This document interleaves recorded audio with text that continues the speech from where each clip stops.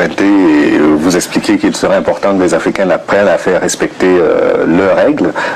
À votre avis, cet arrimage du franc CFA à l'euro via la Banque de France? C'est un drame. C'est un drame pour l'économie africaine. C'est un drame. Déjà, c'est un drame pour nous. Donc, je pense que c'est aujourd'hui un des inconvénients majeurs, hein, parce que, évidemment, ça soumet l'économie africaine à une asphyxie.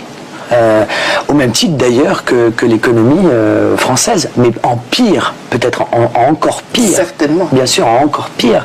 Donc là, on est vraiment en train de tuer économiquement l'Afrique. Donc je suis fondamentalement opposé à cette manière de faire.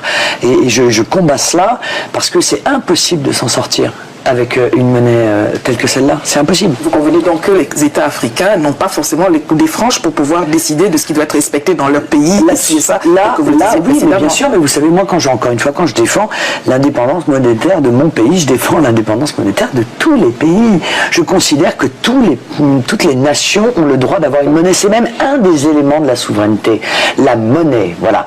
Et donc, je suis cohérente. Je veux dire, je considère pas que des pays ont des droits et que d'autres n'auraient pas les mêmes. Tous les droits que je réclame pour mon peuple et pour mon pays, je le réclame pour tous les peuples et tous les pays du monde. L'hystérie, c'est pas la seule raison qui a fait que Gbagbo a été marginalisé par la communauté internationale, on le sait, mais ça crée l'hystérie des personnes qui savent très bien que le franc CFA est une source de revenus inépuisable pour une France qui, quelque part, tient ses richesses aujourd'hui du continent africain. Et c'est pour ça qu'on lance un appel à toutes les personnes qui théorisent et qui pensent l'émergence africaine au quotidien dans la sphère francophone. On leur demande de comparer le développement des pays d'Afrique anglophone ou même lusophone et le développement des pays d'Afrique francophone qui aujourd'hui sont à la traîne. On ne peut pas être libre ou en avance à partir du moment où notre monnaie est nivellée vers le bas et dirigée par des gens qui n'ont pas les intérêts des Africains.